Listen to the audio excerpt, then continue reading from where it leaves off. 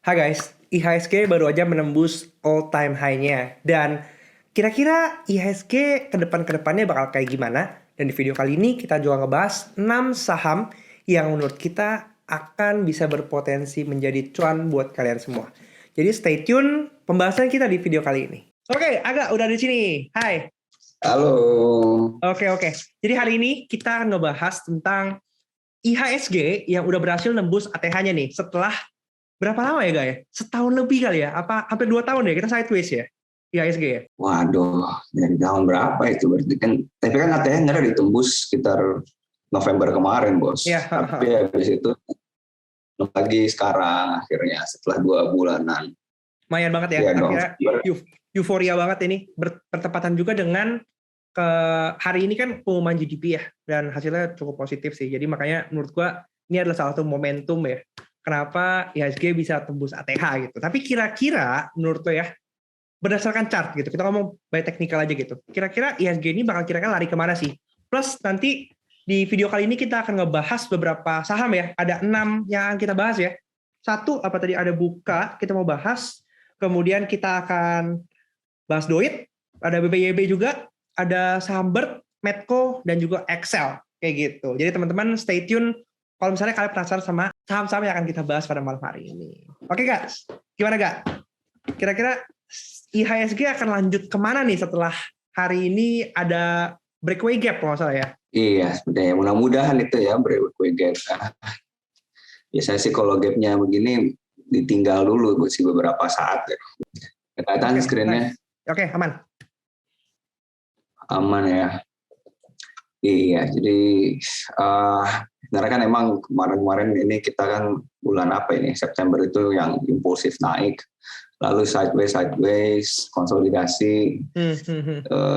Terus gue juga pernah ngebahas waktu masih sekitar September, Oktoberan ini ya, karena mendekati tapering sih, wajar-wajar kan memang US Index itu bakal turun ya. Dari dulu kan gue bilang bahwa kayak sekitar apalagi bang kita udah ngeliat grafiknya waktu itu kita bulan Septemberan gue udah berharap aja terus nih ini US Index bakal turun kan akhirnya turun juga kan gitu. Terus di situ kan ekspektasinya terkait kita itu kan kalau misalnya US Index turun kita mungkin kekocok, tapi kayaknya akan survive aja gitu karena kita sebenarnya lagging dari US Index. US Index selama 2 tahun naiknya gila-gilaan gitu kan ya itu yang naik, tapi habis corona naik terus turun sideways. Setahun kita 2021 mungkin cuma naik sekitar berapa ya, di bawah 10% yang naiknya kalau nggak salah gitu ya 2021 ya. Gitu. Sedangkan US-nya naiknya gila kan. Sekarang dia bahkan nggak ada yang naik terus, nggak ada yang turun terus, nggak ada yang sideways terus juga. Jadi ekspektasinya kalau misalnya US Index turun, kita kekocok, tapi kita bakal survive bisa aja malah mungkin cenderung naik. Itu mungkin money flow. Ada yang bilang money flow dari luar mungkin lebih tertarik ke emerging countries jadinya segala macam gitu. Cuma ya apapun itu alasannya, sekarang kita ngelihat nih malah nembus ATH karena benar. Ya, kita November ATH gitu, terus sideways.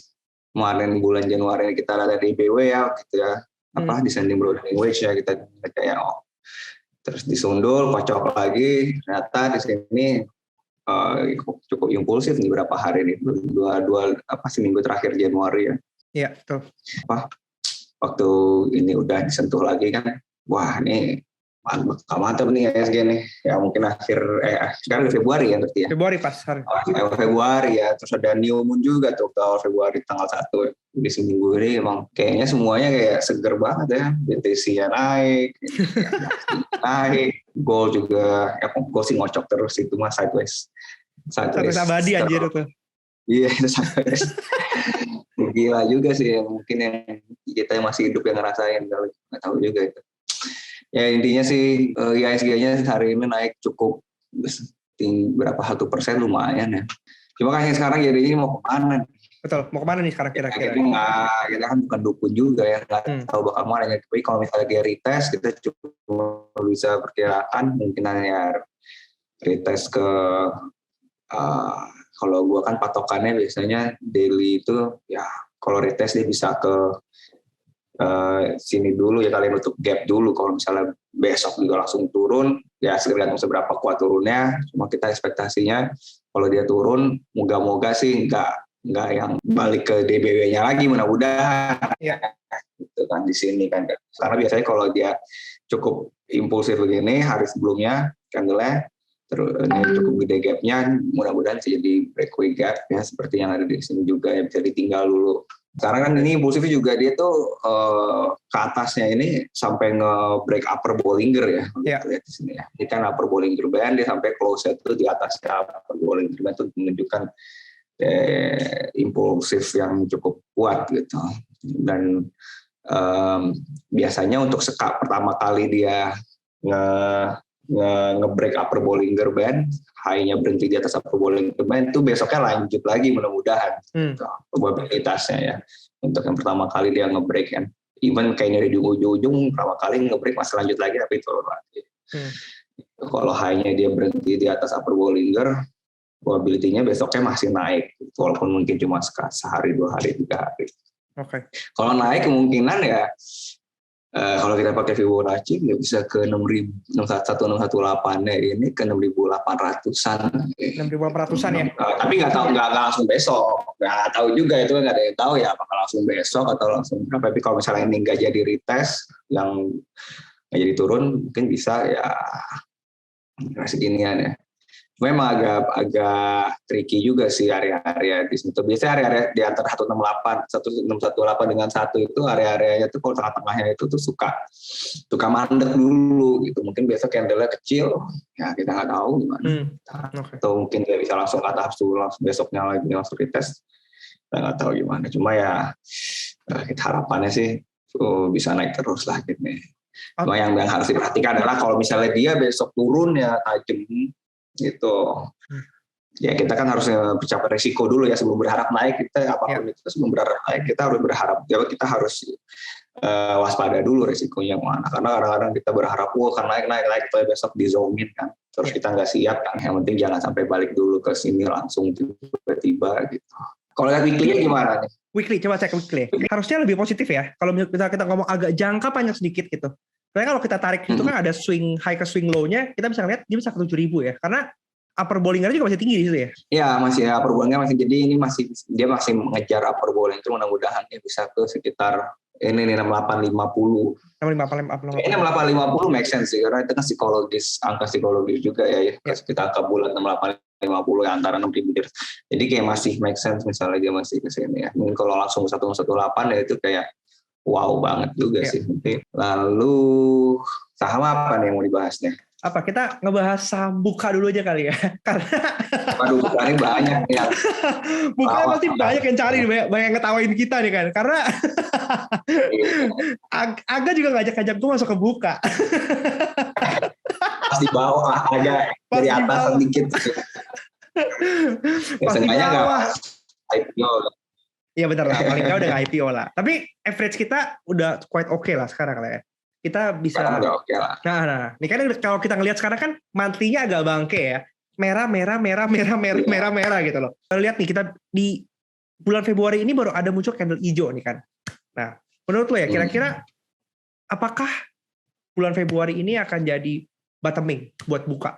Kira-kira kalau short term-nya gitu ya, buat teman-teman yang mungkin nyangkut, kira-kira bisa paling nggak sell on strength di mana sih nggak gitu? Iya sih, emang sih sebenarnya sih untuk saham begini kita juga jangan, karena ini secara chart monthly cukup hina ya Buka ini ya, karena 6 bulan loh merah panjang, ya kan cukup hina nih, karena nggak tahu sih, gue belum nemu sih saham lain yang kayak dari IPO tuh 6 bulan itu turun chart monthly itu merah semua, gitu. Sedangkan semua kan harus ada technical rebound-nya juga ya, jadi technical rebound-nya dan ternyata Februari ini ya, begitu udah mulai akhir Januari ya udah mulai kelihatan harga naik, terus awal Februari kemarin juga udah mulai membaik gitu.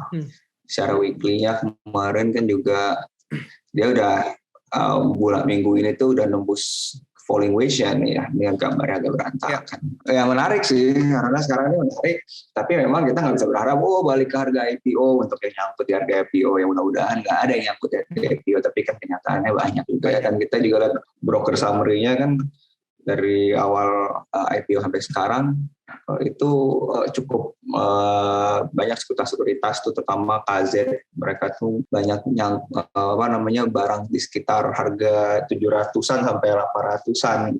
Sedangkan memang di harga 700-an itu kalau kita lihat kan emang ada gap ya di sini dua loh, itu di 730, 716 gitu. Tapi mungkin kita jangan berharap untuk langsung ke sana sih, kecuali kalau kita emang percaya bahwa atau nanti ada sentimen yang bagus. Sekarang kan belum keluar nih, tapi kan sentimen yang baru lagi ya, karena terakhir kan sentimen news-newsnya keluarin waktu pertengahan Januari itu. Jadi kalau sekarang kan belum lagi nih keluar nih, selain terakhir itu yang BBHI ya. Iya betul, BBHI. Nanti kita tunggu itu ada RUPS tanggal 16 Februari gitu. Tapi kan ada juga kan newsnya kan kalau yang di lock up akan dibuka. Kalau vesting periodnya buka ya? Iya, Maret ya, itu kita waspada juga sih. Entah ya, who knows apa yang terjadi di situ, tapi ya baiknya kita siap-siap. Memang ini saham yang nggak bisa ditinggal, ini nggak bisa dimeremin gitu. Memang harus dipantau gitu. Apalagi kalau kita mau buat trading. Sebenarnya kan ini downtrend ya, gitu. Downtrend, emang 50 daily, kalau di bawahnya harga di bawah 50 daily konstan gini masih downtrend. Sebenarnya kalau misalnya emang ada ngambil di bottom, lebih baik keluar ya, itu sekitar di 450 sampai 480-an gitu yang. Apa lu lihat di sana? Bertepatan sama EMA 50 itu? Ada EMA 50 sama ada upper Bollinger Band ya. Jadi ini kan kita udah lihat dia udah nembus MA 20 gitu. Apalagi udah nembus falling wedge juga. Gitu. Jadi ada kesempatan untuk dia coba ngetes MA 50 daily dan upper Bollinger Band. Secara fundamental lah sebenarnya kan ya ada perbaikan tapi masih rugi ya. Jadi ini memang benar-benar buat trading, bukan buat investasi jangka panjang. Tapi kalau misalnya emang nanti ada news yang bagus, somehow fundamental lebih baik ambil kalau dia udah awet di atas MA 50 daily ini. Mungkin ada yang percaya gap, dia pengen ngejar gap 700, 900, masih harus juga ada gap di sini lumayan gede ya, dari dia hijau tiba-tiba dibanting dar. Ya baik lagi nih membuat tradingan dan size-nya nggak boleh terlalu besar juga gitu. Kan tergantung market maker-nya juga gitu. Betul. Coba tahu emang market maker-nya mau nampung yang jualan itu di bawah, kan ada yang tahu. Jadi, iya kan. Untuk jadi sengaja kan sengaja diturunin gitu. Terus kemarin bikin mesok segala, nggak ada yang ngambil, mesoknya tidak bagus sih. Bayangin aja, nggak ada yang ngambil kan. 5 triliun apa nggak usah kan mesok ya kan. Itu stock options. Nihil, gue baca ini laporannya nihil.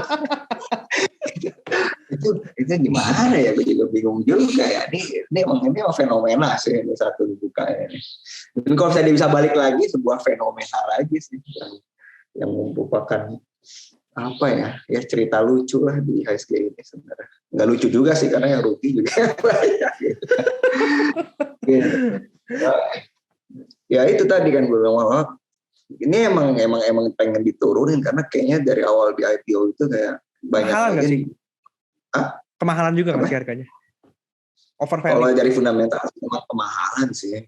Gitu. Kalau dari fundamental ya, tapi kan baik lagi kan kalau tahun teknologi kan goreng-gorengannya kan jangan lihat fundamental lah. Tapi masalahnya emang nggak banyak yang bisa dilihat sih sebenarnya. Iya, nice, cakep. Lanjut. Kita lanjut ke mana sekarang? BBYB ini lagi yang serame-ramenya rame ya, karena gue udah ngeliat tawarkan gue juga dari 500-an. Bener. Waktu itu bulan April Mei itu lagi RI yang dia kalau nggak salah RI di harga 300-an kalau nggak salah RI-nya right issue-nya. Gue cuma tektokan aja di sini, gue nggak hold gitu. Totonya dar ketinggalan kereta deh. Gila ya, itu impulsif banget sih. Impulsif banget ya. Gitu. Memang kalau kita lihat dari setelah dia terakhir ini di 2.900 ya, terus mulai koreksi. Waktu itu gue sempet mikir ini bakal ke 1.700 atau dikenain ya 1.700. Iya. Cuma kan ini kalau ngelihat trennya dia masih di atas EMA 200 daily ya. Jadi Iya. sebenarnya masih uptrend. Masih uptrend, betul. Emang kalau misalkan belum punya barangnya, menurut gua sih kalau sekarang ini agak risiko nih. Antara nunggu dulu dia ke sini ke sekitar 1.800 lagi sehingga mungkin mudah-mudahan membentuk pattern, atau nunggu dia awet di 2000 di atas 2.200-an gitu, dia awet sekitar 2-3 candle 2.200-an, mudah-mudahan masih bisa lanjut ke 2.900. Kalau saya tembus ya mungkin sekitar 3.500, malah bisa 3.600, 3.500 ya. Malah aku dengar goreng-gorengnya bisa ke 4.000, tapi 4.000 ya itu jangan katanya ya, tapi nggak tahu ya itu dengan kita lihat teknikalnya aja. Yang saham kayak gini nggak boleh maruk sih, karena nggak ada yang tahu tuh tiba dibanting atau bagaimana. Cuma kalau dari segi sentimennya sih kayaknya kuat banget memang ya. Emang kalau gue Mudahan perhatiin ya, kita dari sisi akuisisi customer-nya tuh gede banget juga sih Bang Neo nih. Karena Iya, ya. yang ditawarin kan sebenarnya deposito bunganya tuh gede banget ya dibandingkan bank-bank lain lagi ya. Makanya kemarin gue sempat bikin poll juga di Instagram story gitu. Banyak orang yang buka Bang Neo itu karena ngejar depositonya kayak gitu.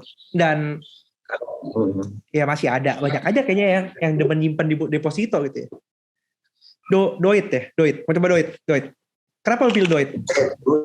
Yang lihat dari Doit itu emang lagi downtrend sih. Iya, Ini buat tradingan aja, karena ini kan satu call yang sebenarnya cukup kuat tapi emang masih murah ya. Dia masuk yang ada kemungkinan untuk rebound seenggaknya ke sekitar, kalau misalnya ini kan dia udah mulai rebound lagi dikit ya. Iya. Itu udah bikin higher low ya? Iya, higher low. Udah bikin higher low. Ada kemungkinan dia buat ke 270-an lagi.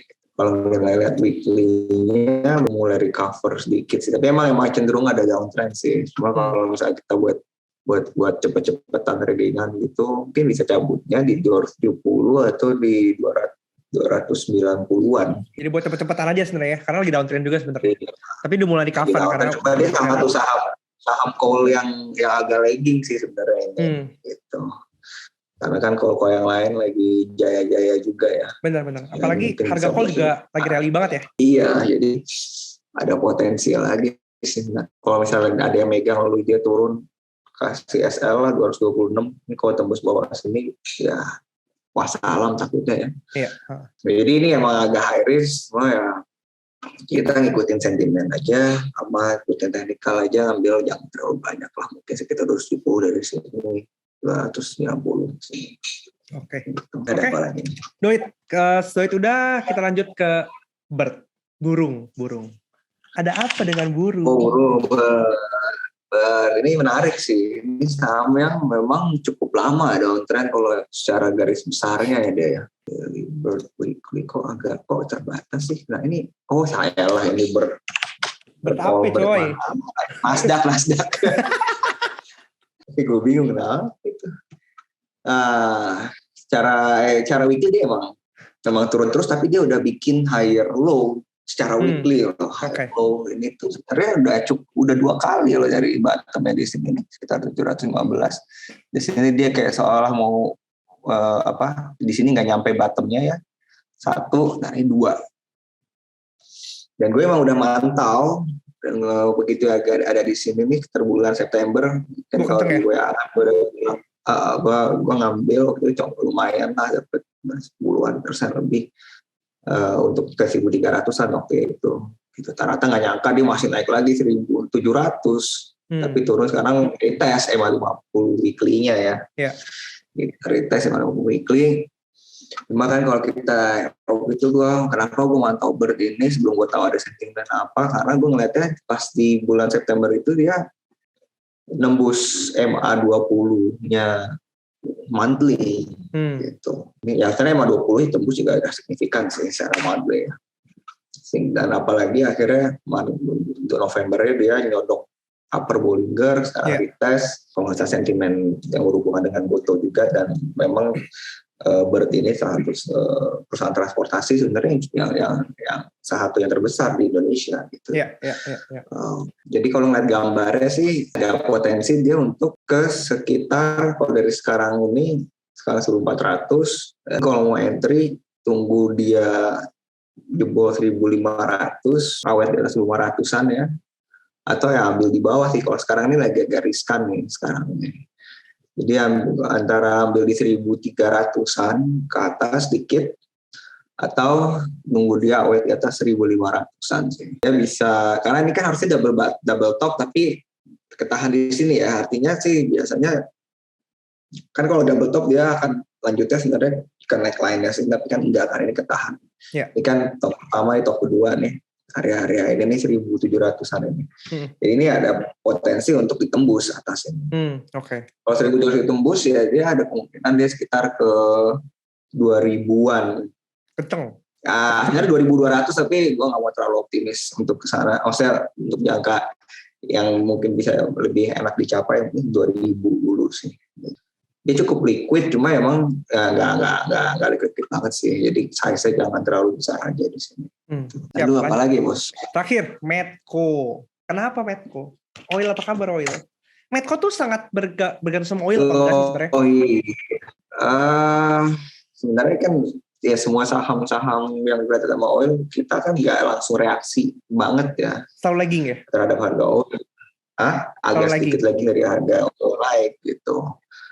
Cuma ya kalau gue ngeliat Medco ini kan salah satu saham yang di 2021 itu dia masuk ke LQ45 gitu. Ya. Ketika dia tuh di harga 600-an gitu. Jadi waktu bulan apa itu, mungkin awal 2021 ya, dia masuk LQ45, wah itu kenceng nih, big fund pada masuk juga. Karena kan yang namanya reksadana kan mereka kan ngambil juga saham banyak. Betul. Yang LQ45 apalagi baru masuk pada saat itu. Kita tadi double topin. Begitu gue disuruh masuk, tapi pas gue lihat ada kayak gini enggak deh. Gitu. Turun bener ke sini nih, untung aja gue nggak masuk. Sekarang dia lagi retest, dia lagi coba tembus resisten, downtrend line ya. Yeah. Dan dia cukup impulsif setelah ada indikasi double bottom nggak sih? Double bottom yang cukup besar.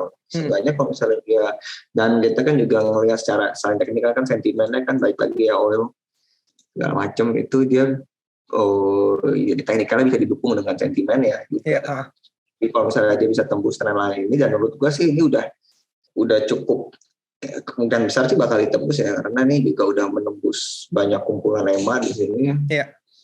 200 juga, 550 daily gitu. Dan paling nggak upper Bollinger situ lah ya. Akhirnya upper Bollinger dulu jangka pendek 580, lalu bisa ke 650. Tembus neckline-nya. Nembus neckline, kalau nembus neckline-nya ya, tapi kan itu kan nanti kalau kita berharap lebih ya bisa 390, cuma ya kita copet-copet aja dulu sampai ke, kalau misalnya mau masuk swing copet ya namanya. Swing copet. Itu mungkin ya target terdekatnya mungkin 600 dulu lah gitu ya.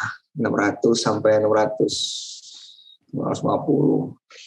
Salah satu saham yang dia gerakannya itu cukup linear ya, turun-turun ya, terus sideways naik-naik gitu, turun-turun naik-naik. Jadi kalau buat dicopet tuh copet swing maksudnya ya, artinya yang beberapa hari itu menarik. Kalau gue sih bakal nunggu pas retest ya, lebih aman supaya nggak kelihatan false break out aja sih. Nah, benar sih. Emang di market di pandemi ini breakout itu banyak tipu ya sekarang ini. Cuma ya yang penting risiko di manajemen selalu dijaga. Betul. Jadi ya kita mesti pantau lah market ini.